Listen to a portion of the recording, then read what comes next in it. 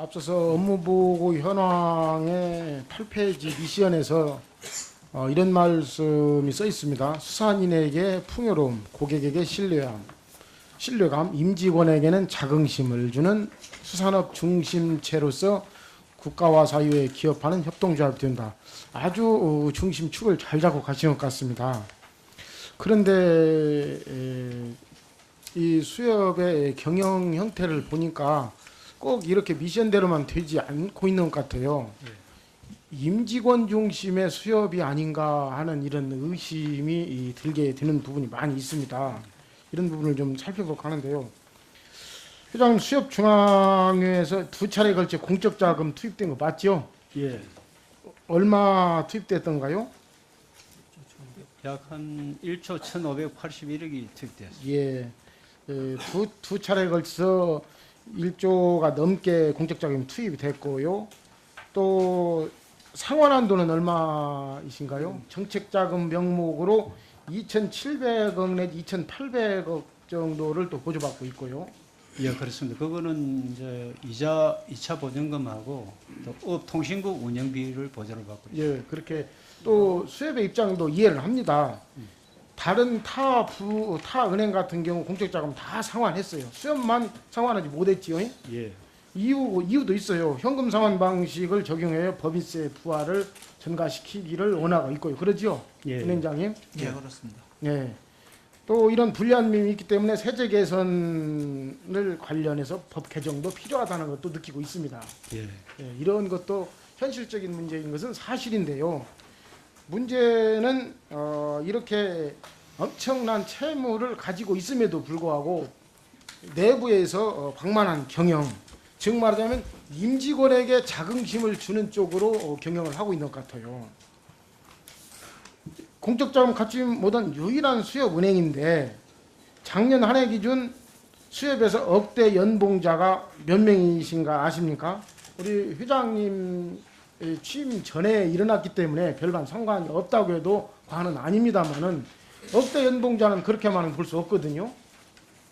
엄청나게 급상승하고 있습니다. 이유가 무엇입니까, 회장님? 그렇습니다. 일시적으로 그런 이제 91년부터 96년도에 그 입사한 사람들이 많습니다. 많고 또 억대 연봉자 평균 그 근무 연수가 24년입니다. 24년이고 저희들이 한 수협은행은 약 한 인원이 한 1,700명 정도 되는데 우리가 억대 연봉자가 한 245명 정도 됩니다. 지금 현재 예, 379명입니다.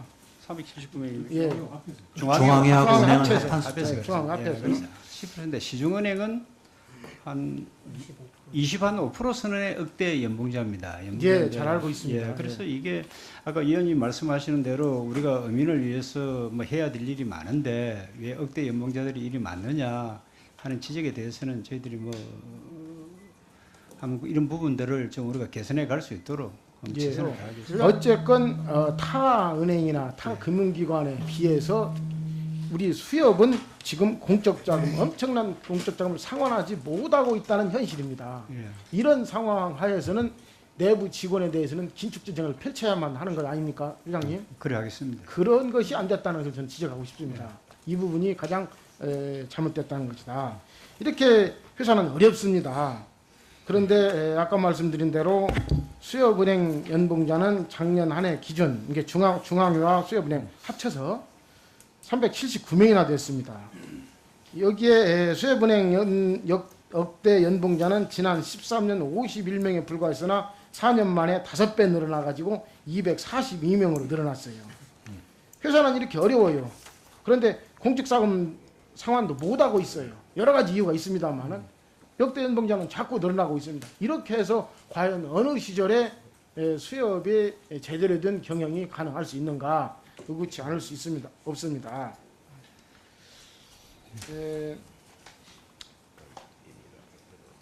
제가 조사한 바로는 수협은행의 경우 평사원에서 시작해서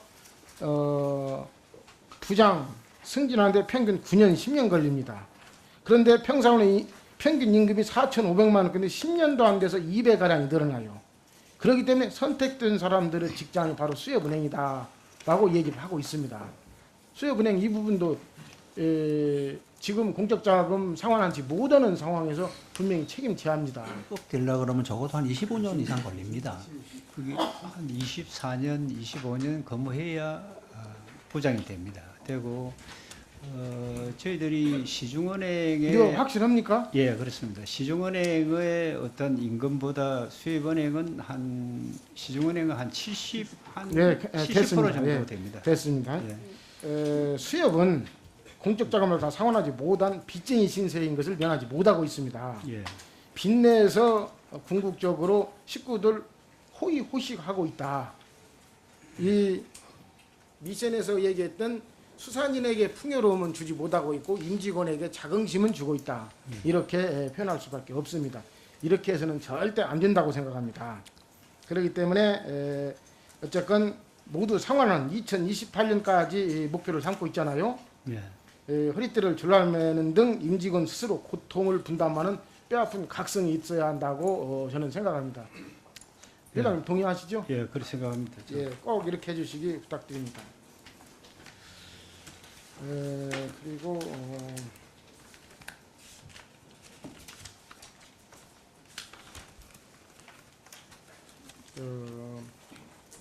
2015년 지역 농산물 이용 촉진법이 발의가 됐어요. 농산물 직거래법이 2010년 6월부터 시행이 됐습니다.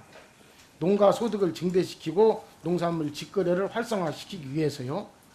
그런데 이 농산물 직거래법이 시행되고 있음에도 불구하고 여기에 지금 증인으로 참석하신 공공기관장님들 우리 농산물 전혀 사용하지 않고 있습니다. 박승기 해양환경공단 이사장님, 지역 농산물 구매 실적 있습니까? 제가 아직 확인을 못했습니다. 예, 이거 없습니다. 회계년도 끝난 3개월 내에 농림축산식품부에 제출해야 합니다. 농산물 실적을.